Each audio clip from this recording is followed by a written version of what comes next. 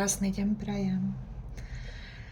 Krásne dobré ráno piatku 13. Dnes máme naozaj už druhýkrát v tomto roku piatok 13. Deň, ktorý už stáročia sprevádza zvláštna aura tajomstva. Niektorí ľudia ho vnímajú ako deň smoly, iní z nás veríme, že práve dnes sú energie sveta oveľa silnejšie, oveľa citlivejšie a oveľa hlbšie ako zvyčajne. Je to deň, ktorý v nás často prebúdza otázky. Otázky o osude, otázky o skrytých silách, o tom, čo sa deje za oponou toho viditeľného sveta. A práve preto som sa dnes rozhodla otvoriť tieto karty.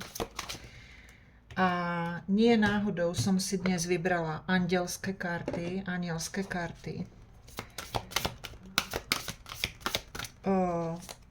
Tie karty otváram nie preto, aby sme hľadali strach alebo obavy, ale aby sme sa pozreli do energií, ktoré tento zvláštny deň nám prináša. Pretože niekedy práve v dňoch, ktoré majú takú povesť niečoho tajomného, môže prísť veľmi silné posolstvo. Pre niekoho z nás určite áno. Poďme sa teda spolu pozrieť, čo nám dnes tieto anielské karty chcú povedať.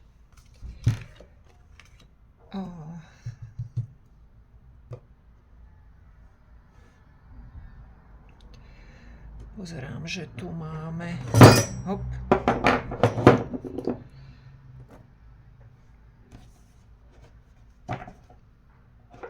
Trošku niečo musím zakryť. Takže keď som otvorila tieto anielské karty, požiadala som o posolstvo pre dnešný deň. Karty sa začali skladať do veľmi zaujímavého príbehu. Není to náhoda, pretože vieme, že náhody neexistujú. Nie je to náhoda, že práve dnes v tento zvláštny deň prišli práve tieto energie. Prvá karta, ktorá sa mi ukázala, je božské načasovanie. Ja vám ju trošku priblížim, ale prekriem prstom. Je tam anielik, hej, a strieľa malúk a strieľa šíp.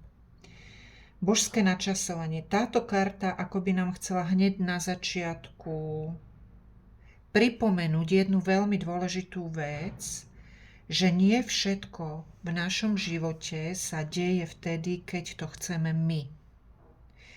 Niekedy máme pocit, že sa veci vlečú, že odpovede neprichádzajú, že tie dvere zostávajú zatvorené. Ale ako by ti tí anjeli chceli povedať, že dôveruj tomu načasovaniu toho života. Možno je niečo, čo sa vo vašom živote práve pripravuje.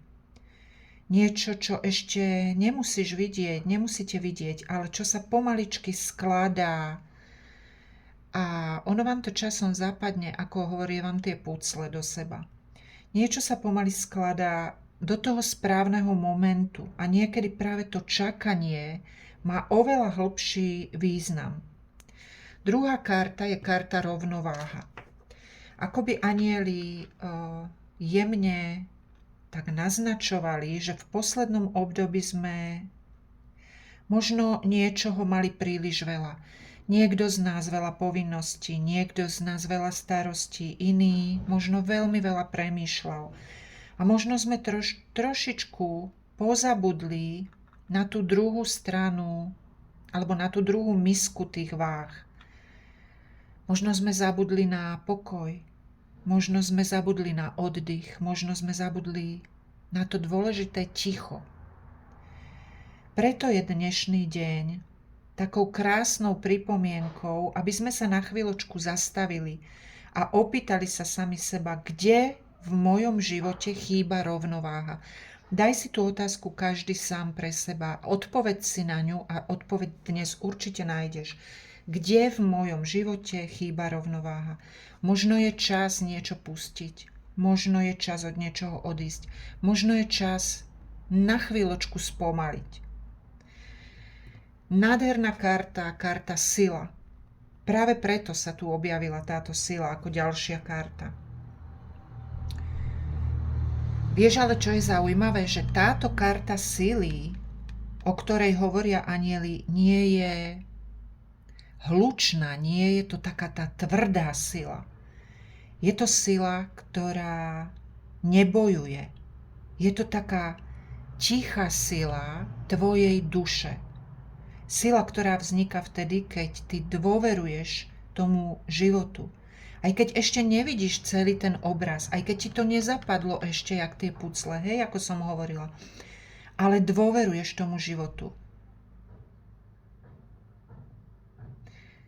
Vieš, to je o tom, že ty ideš ďalej, aj keď ti tá cesta ešte vlastne úplne nie je jasná. To je tá tvoja sila. Sila tej tvojej duše. Ďalšia karta, ktorá prináša úplne inú energiu do dnešného dňa. A to je karta hudba. Anjeli často hovoria práve cez hudbu. Možno sa vám dnes stane, že budete počuť pieseň, ktorá vás zrazu tak zvláštne zasiahne. Možno budete počuť slova, ktoré budú akoby odpoveďou na niečo, nad čím premýšľate. Hudba je... Viete, čo je hudba? Hudba je jazyk duše. A možno práve dnes vás niečo, nejaká melódia, nejaké slova, nejaký tón na chvíľočku zastavia a pripomenú vám niečo veľmi dôležité. Možno je to hudba môjho hlasu, možno je to tón môjho hlasu, možno je to myšlienka tohto výkladu. Ďalšia karta je karta hravosť. Tu máme zase holých anielikov. Karta hravosť. To je krásna energia. Ako by nám tí anielici, anieli z hora, anieli okolo nás šepkali, nezabudnite sa usmiať. Usmej sa práve teraz, keď ma počúvaš. Zasmej sa, usmej sa. Život nie je totižto len o riešení problémov a plnení úloh. V každom jednom dni je malinký priestor pre radosť, pre spontánnosť, pre chvíľu, keď sa človek dokáže zasmiať ako dieťa. Možno práve dnes je ten deň, keď si máte dovoliť byť trošku taký hravý, taký ľahší, taký slobodnejší. Povedala som slobodnejší a ďalšia karta je karta sloboda.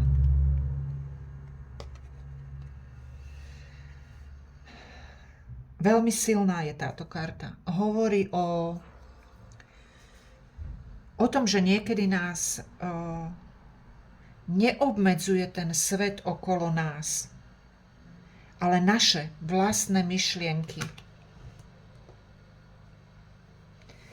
Možno strach, možno pochybnosti, možno staré nejaké presvedčenia.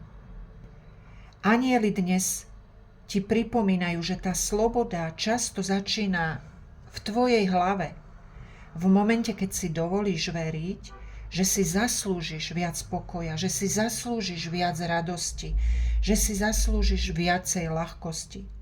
A keď sa pozriem na tie karty ako celok spolu, čo vytvára, Čo vytvárajú?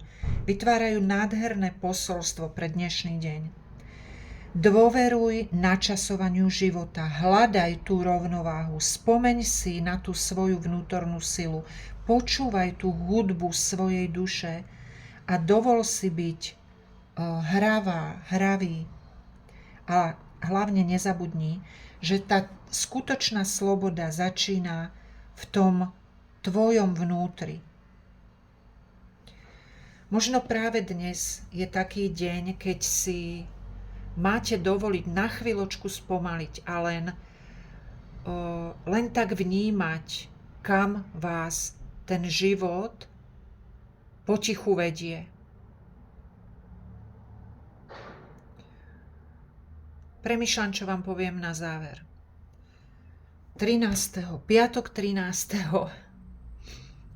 Vieš, možno práve preto dnes anjeli spojili tieto karty do toho jedného príbehu, pretože niekedy máme pocit, že musíme všetko vyriešiť hneď a okamžite, že musíme vedieť odpovede, že musíme mať kontrolu nad tým, kam sa uberá náš život, kam ten život smeruje.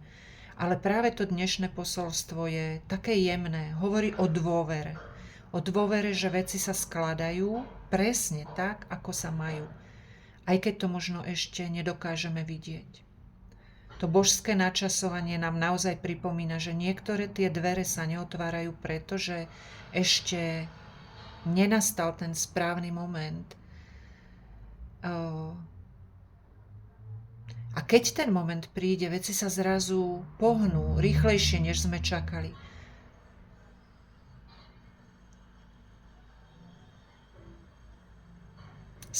Prosím spomal, nadýchni sa a dôveruj. Nie všetko musíš pochopiť hneď. Niektoré veci sa nám v živote dejú potichu a až čas nám ukáže, aký mali zmysel. A možno práve dnes je jeden z tých dní, magických, čarovných, kúzelných, keď niečo malé, niečo také nenápadné, ale veľmi dôležité začína v tom tvojom živote sa meniť.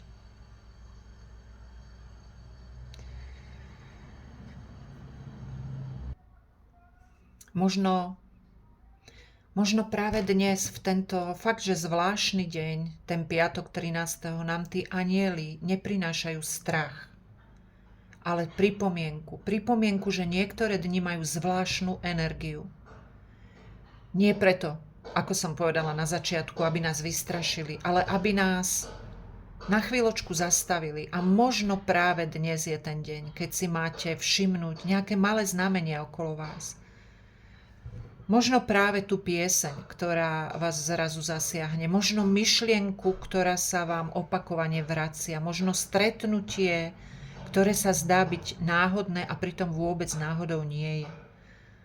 Pretože keď sa spojí božské načasovanie, rovnováha, sila, hravosť, sloboda, môže to byť tichý odkaz, že život nás vedie presne tam, kde máme byť. A teraz by som sa vás chcela niečo opýtať. Cítili ste dnes, alebo možno dávajte si na to pozor, odpíšte mi kľudne do komentára až večer. Cítite dnes niečo zvláštne v energiách tohto dňa?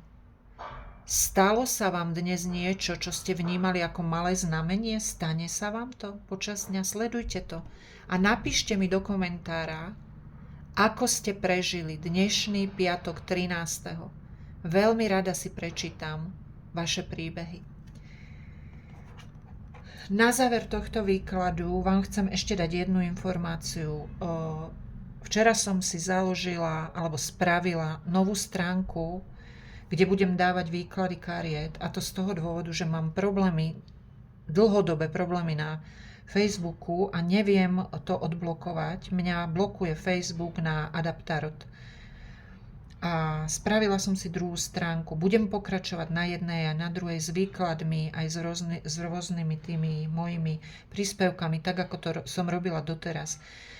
Urobila som to ako záložnú vec, keby náhodou sa stalo, že ma úplne zablokujú na Adaptarot, aby ste mali prístup ku mňa aj na Facebooku. Stránka sa volá www.mail. Dám vám sem do popisku fotku, alebo teda odkaz na tú stránku. Kto chcete, sledujte ma aj na jednej, aj na druhej stránke. Ja len, aby ste to vedeli, už mi niektorí z vás písali, že poznali môj hlas, poznali moje výklady. Áno, je to moja stránka, nebojte sa. Nikto mi nekradne moje výklady. Naozaj som to spravila len ako záložnú stránku, aby ste o mňa neprišli, o moje výklady, o moje príspevky. Ja vám chcem popriať krásny piatok 13. Máme pred sebou víkend. Oddychnite si. Zastavte sa na chvíľku. Užite si slniečka, ak je u vás slniečko. Užite si oddych, kto môžete. A prajem vám naozaj krásny dnešný deň, veľa zdravia, veľa energie a uvidíme sa pri nejakom ďalšom výklade. Dnes vám ešte pripravím ten slúbený výklad. Zamilovala som sa do ženatého muža, myslím, tak som to nazvala. Takže ešte budete mať odo mňa jeden výklad. A plus ešte urobím výklady na Hero Hero.